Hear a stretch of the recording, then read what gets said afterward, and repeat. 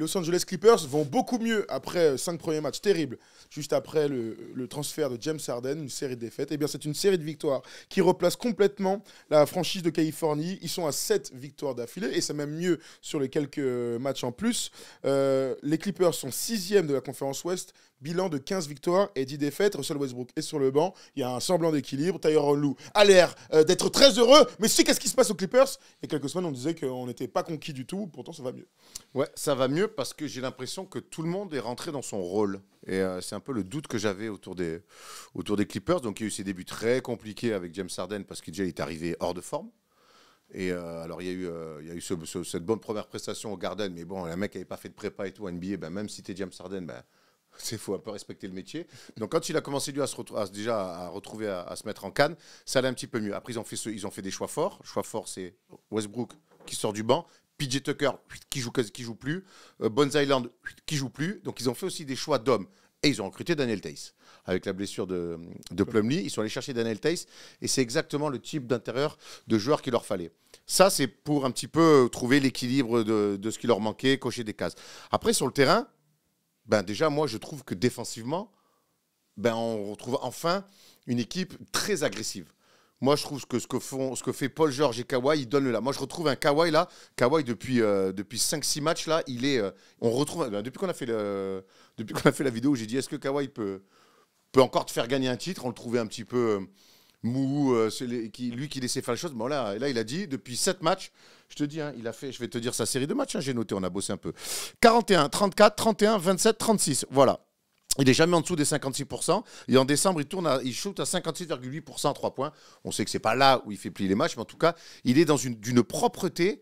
Et puis surtout, on retrouve un Kawhi défensivement très fort, qui vient fermer, qui tient les duels. Et il emmène Paul George fait la même chose. Et cette espèce de one-two punch aussi défensif qu'on attend depuis qu'ils sont ensemble. Et on se dit, bah, non, pas encore vraiment défensivement. Eh ben là, je trouve que c'est une équipe très agressive. Terrence Mann, qui a profité de Westbrook sur le banc, amène aussi lui défensivement des choses.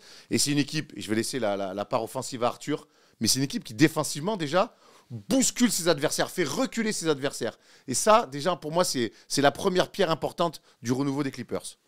Je suis globalement d'accord avec toi.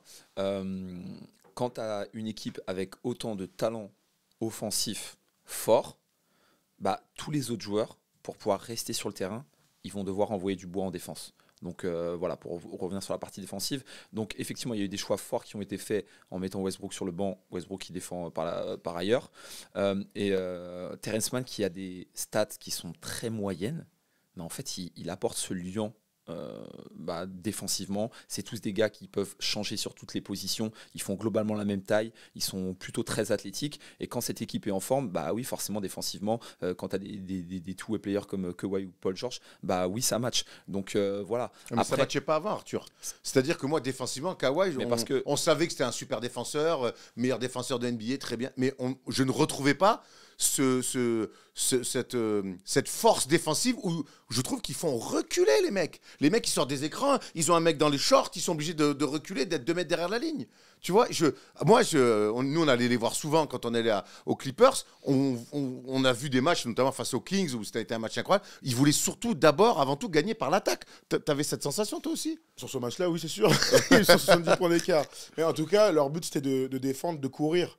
Là, c'est pas exactement le même schéma. Dès qu'il y a James Harden de toute façon dans une équipe, courir, ça devient plus la priorité. Eh ben, tu sais, même ça, même lui, je l'ai vu. Pas courir. Alors, pas tout le temps, hein, mais je l'ai vu mettre 2-3 accélérations comme ça pour faire des 3 contre 1, donner des passes. Je l'avais pas vu faire ça depuis OKC. Depuis OKC. Alors, dis-moi en plus sur cette équipe et sur. Bah moi, je les ai vus là il y a un mois là contre San Antonio, donc c'est peut-être pas la meilleure opposition. Alors déjà, la première chose moi qui m'a marqué lorsque je les ai vus, je suis parti descendre de tout proche du terrain pour les voir de vrai, un peu ressentir l'énergie qu'il y avait. Et la première chose qui m'a marqué, c'est qu'ils avaient un échauffement d'un sérieux incroyable. Ils étaient tous hyper appliqués. Je regardais Westbrook, je regardais Harden. Et en fait, on avait cette sensation lorsqu'ils étaient sur le terrain qu'ils avaient envie de se mettre en confiance. Ce jour-là, c'était Paul George qui était chaud et qui a pris beaucoup de tirs. Et on a l'impression qu'ils ont envie de se mettre en avant. Ils savent que il y a une équipe qui a plein de stars, que tout le monde ne va pas pouvoir avoir un rôle qui va leur permettre d'être MVP, par exemple. Ils le savent et ils ont envie de se mettre bien. Ils ont envie de. J'ai senti beaucoup de maturité pour que chacun puisse avoir un petit peu ses temps forts, ses temps faibles. Même Tyronn Lue dans la gestion du temps, ils sont rarement tous les cas sur le terrain, hormis à certains moments en fin de match, notamment lorsque c'est tendu. Donc, moi, c'est ce qui m'a marqué. Après, là, je pense qu'ils sont sur une bonne phase. Ils ont réussi à se trouver. Ils sont sur un bon rythme. On sait que c'est la NBA. Après, là où on les attend de toute manière, même si là, ils continuent de dominer la saison, là où on va les attendre, c'est pendant les playoffs. Et moi, ce qui me fait peur, dans tous les cas, c'est que, tu vois, peu importe, imaginons que personne se pète. Comment est-ce que ça va se passer lorsque tu auras un Kawhi qui va rater 2 matchs pour une blessure au genou, alors que c'est lui le boss de l'équipe? Comment est-ce que ça va se passer si James Harden commence à rater des matchs et qu'il y a une pression folle médiatique autour de lui? Comment est-ce que Paul, tu vois, moi c'est plus, plus ça. Donc là, ils sont dans une bonne phase, mais à voir. C'est pour ça, Arthur, que toutes ces choses-là qu'on a le droit d'anticiper au vu du passif de ces joueurs-là, de Kawhi, de Paul George et leurs blessures, de James Harden et son passif en playoff, de Russell Westbrook et c'est parfois ses gestions de fin de match. Moi, je pense que tout ça, ils le savent. Ils doivent l'anticiper par justement cette défense collective, de changer surtout, d'être capable de faire front. Et des fois, faire front, c'est même quand c'est la presse et que c'est hors terrain, eh ben c'est sur le terrain quand ça va mal, parce que ça peut jouer sur de l'adresse. Mais par contre, défensivement, il n'y a rien qui peut toucher une équipe. Et c'est en ça que moi, je pense que oui, on les attend en playoff. Évidemment que c'est ce type d'équipe qu'on va attendre en playoff. Ils ont 4 futurs Hall of Famers. Évidemment qu'on les attend en playoff. Par contre, je les attends aussi sur la construction pour arriver en playoff avec un peu plus de certitude que les saisons passées. Que pour arriver en playoff avec, si jamais on a une couille, et il leur arrive toujours des couilles historiquement à cette franchise-là, qu'ils soient prêts à répondre à des pépins physiques ou des défaillances individuelles. Peu importe. C'est aussi ça pour moi, là où je vais attendre les Clippers. Là, je trouve ça a cliqué sur ce moment-là. Maintenant, construisez pour être prêts à si jamais il y a des tuiles. Ouais, je vous rejoins plutôt, surtout les gars, je crois qu'il ne faut pas oublier aussi que quand on a défoncé les Clippers, c'était tout à fait mérité. Hein. Tout à fait mérité. J'ai vu une équipe qui fait un choix de merde, ce trade c'est un choix de merde. C'est une équipe qui a très mal joué au basket pendant une série de 10 jours, c'est long 10 jours quand il y a 5-6 matchs. Donc quand tu t'arrêtes sur un point, quand tu fais un stop à un moment donné sur une équipe qui ne marche pas, c'est normal de les démolir. On les a démolis, on a bien fait. Ils ont fait ce changement clairement idoine sur les rotations. Russell Westbrook qui sort du banc, on sait que ça ne peut pas marcher entre les deux avec le style qui était celui de Westbrook depuis qu'il était arrivé aux Clippers, c'est-à-dire retrouver un poste de meneur de jeu, de créateur pour les autres, de balle en main, etc. Là, depuis qu'il sort du banc, je ne dis pas qu'il n'a plus du tout la balle, mais on sent bien que Harden, c'est le dépositeur à 100% du jeu de ces Clippers. Maintenant, c'est une équipe qui ressemble à James Harden, et plus qu'à n'importe qui dans l'équipe. Donc, ils ont réussi à faire cet ajustement et se retrouver en défense, qui leur permet aujourd'hui d'arriver en tout cas, d'avoir un début de construction, là où c'était limite un champ de ruines. C'est ça qui est fou. Et ça montre aussi tout le talent de ces mecs-là sur le terrain. On sait combien ils sont forts, on connaît leur carrière, etc. Il fallait aussi que chacun se positionne l'un par rapport à l'autre. Et il faut toujours un petit peu de temps pour ça. C'est pas pour autant que là, sur la belle série qu'ils font, sur les belles victoires contre les Warriors, vraie belle victoire. Ils ont sorti 2-3 perfs. Denver, pareil. Niveau, Denver. En plus, ils sont menés. Les deux fois, ils reviennent. Et en plus, ils s'étaient fait taper par Reggie Jackson et DeAndre Jordan quelques jours avant. Donc, ils étaient revanchards et tout. Je vois déjà une équipe de basket qui joue ensemble. Attends, c'est une énorme évolution par rapport à la semaine qui avait précédé. Hein. Mais c'est la beauté du basket. Et c'est aussi pour ça qu'on fait des émissions aussi régulièrement. Parce que si on commence en octobre en disant « bonne équipe », mauvaise équipe. Hop, donc, et après on parle plus des mecs et toute l'année ça va être comme ça. Ben non, heureusement, surtout qu'il y a des trades, des ajustements, c'est la beauté de ce sport. Maintenant, il y a les 4 fantastiques qui se sont mis au diapason, je trouve, où chacun arrive à vivre ensemble. Et puis après, moi je trouve qu'il y a des mecs. Par exemple, moi, la relation Harden-Zubac, au début je faisais wow, l'enculé Zubac, ça va pas pour lui. En fait, Zubac, ça va très bien pour lui. Ah oui. Il a réussi à s'adapter. Pourtant, au début, je trouvais qu'il avait du mal à se trouver avec Harden. Mais en fait, Zubac, il fait un chantier dans son rôle. Il est quasiment double-double tout le temps. Et puis, j'ai l'impression qu'il prend du plaisir. À un moment donné, Harden, je l'ai vu dans leur dernier match, là, il va chercher Zubac. Zubac, il a faute, il rate le panier, il check. Ah, dommage.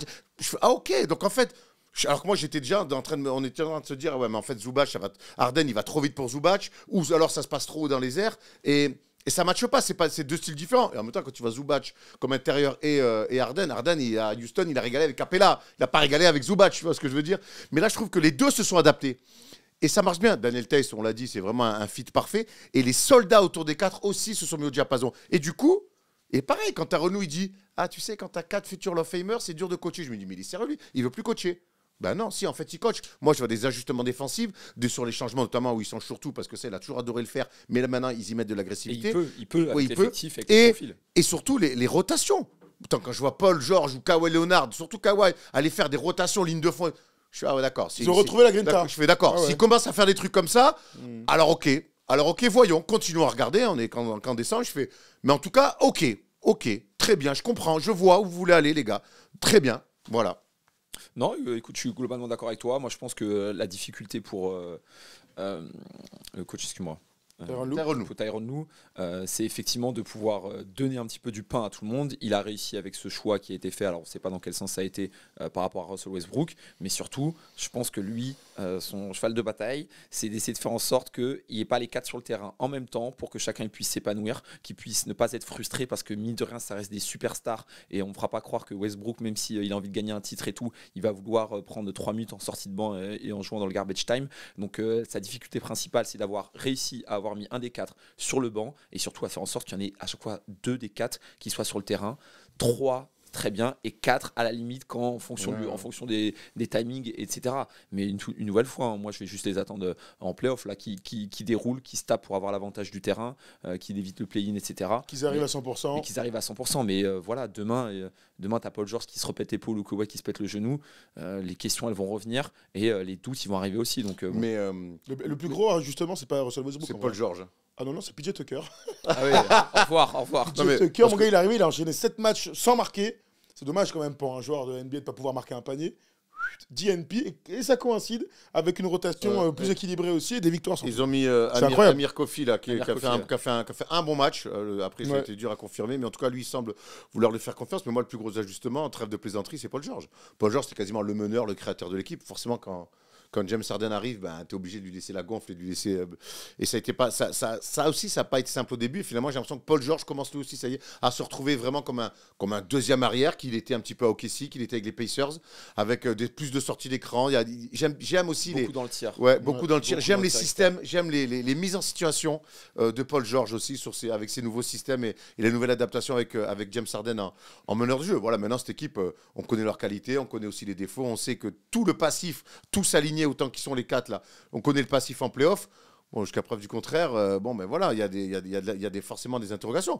Mais ce qu'on veut voir, nous, les Clippers, ça fait des années qu'on a envie de voir Paul George et Kawhi au top, en play-off, et essayer d'avoir, pourquoi pas, une confrontation face aux Lakers, enfin, et de les voir jouer une place pour aller en finale. Ben, allez-y, les gars. 4 ans. Allez-y, les gars, on n'attend que ça, nous, depuis que vous avez signé tous les deux. Hein. On va accueillir Kevin, auditeur de la soirée qui appelle via Discord et qui, lui, apparemment, sent plutôt bien ses Clippers.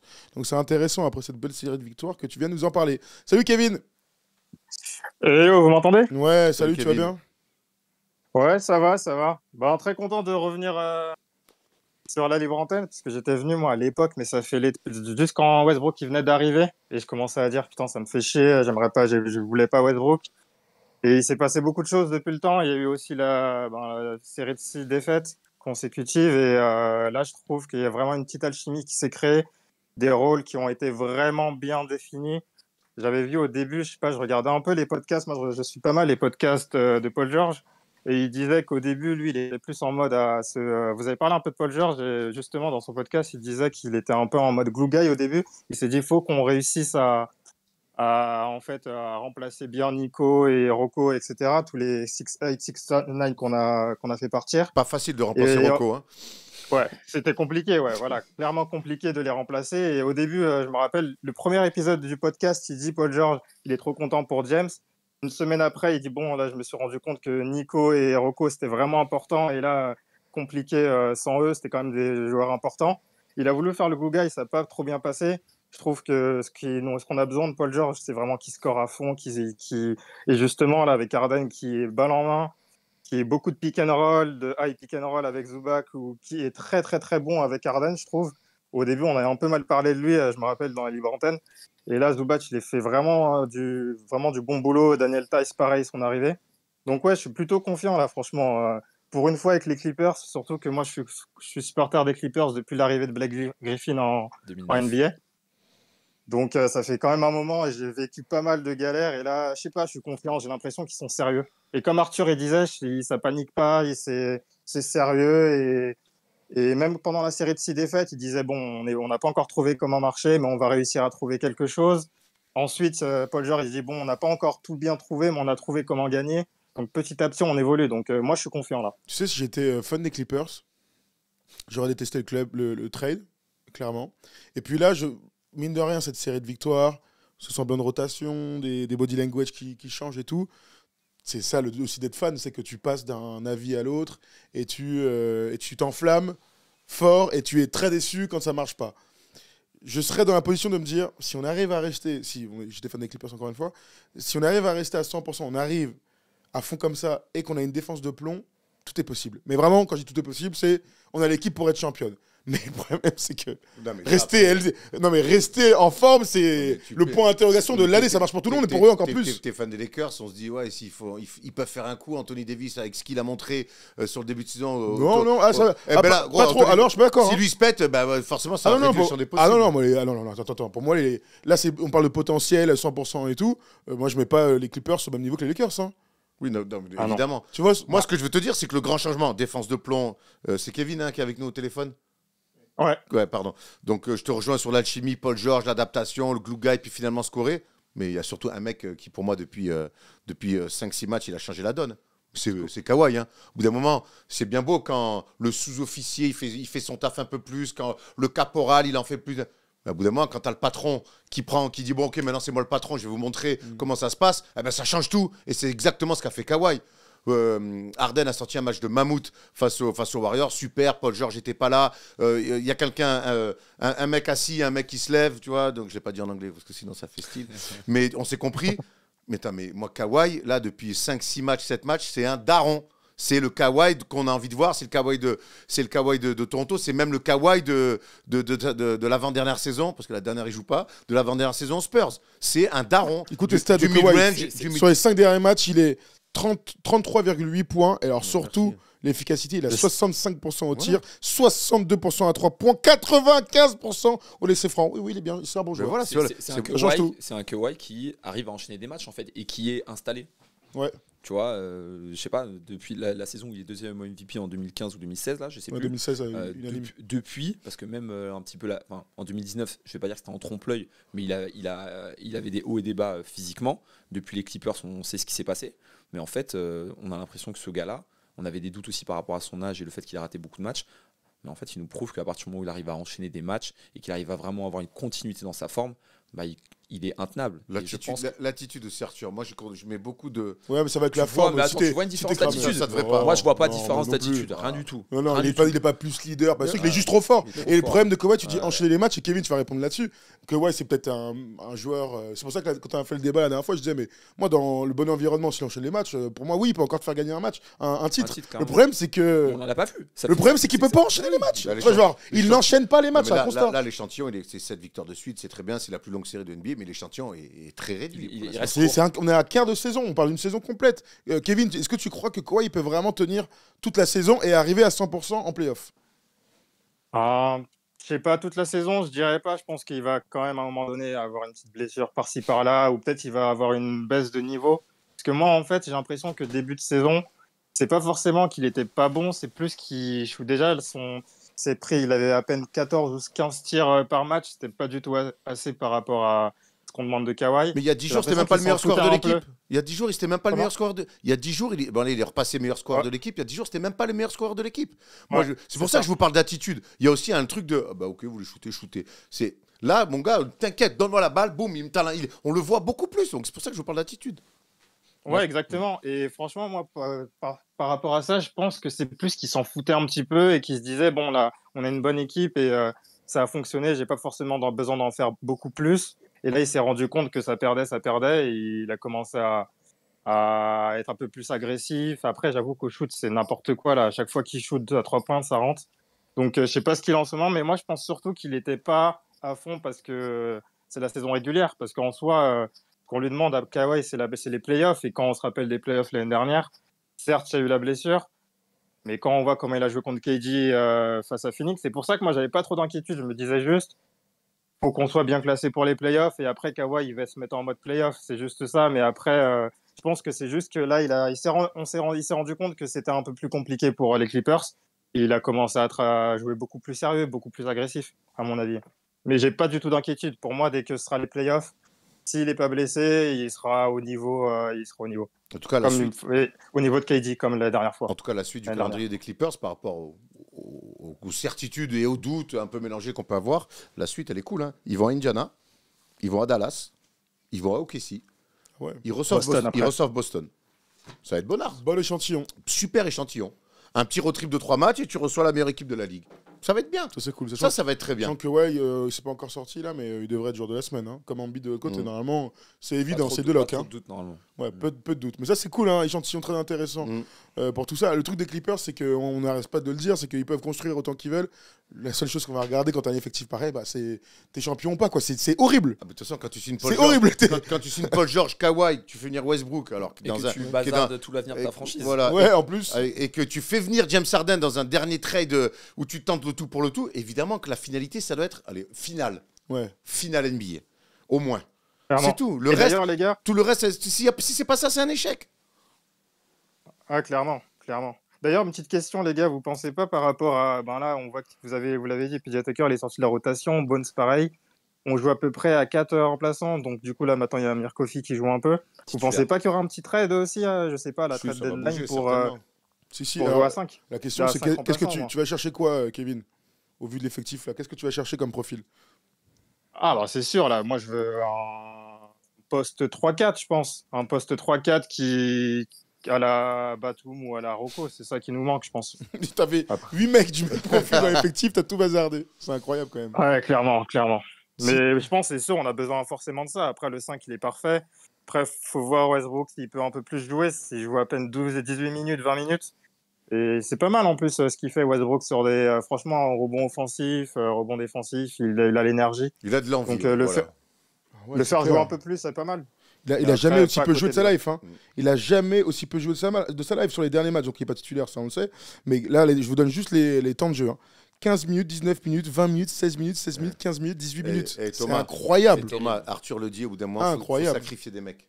Au bout d'un moment, quand tu vas être champion, il faut faire des choix forts, il faut sacrifier des mecs. Jamais j'aurais pensé que Westbrook soit un gars sacrifiable, par contre. Hein. C'est fou. On va pas réouvrir un débat Westbrook. Il a tout fait pour que ça soit lui à sacrifier aussi. Nous, on a vu tout fait. Il a été exemplaire dans l'attitude. C'est quoi tout fait? Non, mais dans le jeu, au bout d'un moment, aujourd'hui, quand on prend les 4, moi, si je prends, c'est le moins fort des 4, il est plus vieux. Si je reprends les 4, il est plus vieux, c'est le moins fort des 4 aujourd'hui. Bon, là, j'ai pas envie de lui filer la balle non plus autant que ce qu'il voudrait, donc bon, voilà. Puis on s'est aperçu que lorsqu'il avait un rôle hyper important dans une équipe, ça marchait pas. On l'a vu dans 1, 2, 3, 4 équipes. Je pense que voilà, le choix, il a été fait. Maintenant, il est bien, il est chez lui à Los Angeles. Il voulait pas bouger après les Lakers. Il est dans une équipe qui, mine de rien, va quand même pouvoir gagner des matchs. Donc lui, qui se tape pour avoir du temps de jeu parce qu'il veut jouer et puis voilà hein. Donc là je pense ça reste mine de rien quand même une bonne situation. Là je pense qu'il veut taffer aussi sur sa legacy et s'il peut choper un titre même si c'est en bout de banc, on a vu d'autres qui ont fait ça, bah écoute il sera content. Ok, dernière question du coup, j'ai posé à Kevin, s'il trade, quel genre de profil vaut aussi 3-4? Ouais, toujours pareil, dans cette volonté défensive de switcher énormément sur tout, il faut des profils, ou des postes de gaillards à la Norman Powell, à 2-3 qui peuvent... Ils l'ont déjà, lui. Oui, non, mais c'est pour ça que je te dis, dans des profils... Tu voudrais encore Norman Powell? Non, putain, laisse-moi finir. Putain, tu viens de dire ça, tu vas dire... Je te demande quel profil tu vas virgule, ou alors des mecs un peu câblés sur les physiques à la Paul George et à la Kawhi. Des mecs qui peuvent 2, 3, 4, tu vois. Moi j'aurais plus vu un 5 un peu on est bien 5 rim runner. Ouais, non, je sais. Ils ont 3 joueurs quoi dessus. Ouais, mais ils sur les postes 3-4. Bah en fait s'ils sont blindés là, à la fin je vois pas. Bah ouais, mais alors dans ce cas-là faut bouger. Pour moi t'as PJ Tucker, tu fais plus jouer, tu prends un mec 3-4 pour justement prendre un mec qui donne des minutes parce que je pense qu'il faut aussi donner des minutes. Moi j'aurais vu un poste 5 au cas où t'as un Zubac ou t'as un Tice qui se blesse. Plumlee va revenir, il doit revenir quand Plumlee? Je sais pas, mais bon. Il y a Moussa Diabaté qui donne des bonnes minutes quand tu le fais jouer. Moi, alors là pour le coup, moi tu vois, il parlait d'un 3-4, moi j'aurais vraiment pris un vrai poste 4 shooter, c'est-à-dire qu'un gars, pas forcément qui va changer sur tout, mais en tout cas un profil que tu n'as pas. Parce que tu n'as pas de vrai poste 4. Vous voyez, donc un mec de 2m05, plus grand que des arrières. Kawhi joue et qui peut Oui, Kawhi peut jouer 4. Alors du coup, un backup qui peut te permettre de jouer à 2 intérieurs par moment. Ok. Là, aujourd'hui, ils ont que les extérieurs et des 5. Ok. Et Donc c'est un mec qui peut te permettre de jouer sur d'autres formes de jeu, parce que le but c'est d'adapter aussi aux bonnes équipes en face. Ça n'a pas toujours Tu été vois. le grand fort de Tyrone Lue. Ça c'est clair. Alors, il a des Ça, c'est qualités, clair. mais Ça, ça c'est n'a pas clair. toujours été sa qualité. Ça c'est clair. Bon, on a fait le tour sur les Clippers. Ouais, c'était intéressant. C'était intéressant. Merci Kevin de nous avoir appelé. Merci les gars. Salut, Kevin. Bonne soirée à vous. Tu nous rappelles quand tu veux. Merci Kevin. On nous dit Kevin Love serait parfait. C'est exactement ce type de profil-là. Un poste 4 d'expérience, shooter, mais vraiment un mec Oui. qui envoie gros. C'est quoi son Mais qui est contrat grand. là Je sais pas, il est au minimum maintenant. Hmm. Il avait été cut Ok. par Cleveland. Donc, je Un pense buyout que- avec Cleveland, c'est ça? Ouais, donc je pense qu'il est pas. Puis alors, pas là, très cher. vraiment à Miami, putain, quelle tristesse, Kevin Love, t'as raison, quoi. Putain, s'il peut venir aux Clippers, Je crois qu'il a déclaré qu'il voulait aller à Cleveland. Il voulait Il refinir voulait à Cleveland. Il voulait finir à Cleveland. on va Ah ouais, La semaine dernière. Ouais. Après, Ok. faudra voir aussi, faut qu'il gère un petit peu les gars à l'intérieur. Est-ce que PJ Tucker, il est pas frustré? Est-ce qu'il il va pas mettre une mauvaise ambiance? Il va falloir aussi voir ça. Hein. Dans ce cas-là, si tu l'utilises pas, c'est le genre de gars, il ne sert à rien, quoi. Ok. Bon, on verra pour Miami. On continuera de les suivre. Miami, pardon, pas les Clippers, pardon. On continuera de les suivre pour voir si la série continue. Est-ce que vous n'avez pas parlé de James Harden? Bah si, on a fait que de ça, mon pote. On a parlé de James Harden et on a dit qu'il était bien mieux qu'en début de saison. Donc voilà, les amis. Et puis on va s'arrêter là-dessus. Et puis on va enchaîner avec un dernier sujet qui va nous passionner, c'est Bilal Koulibaly.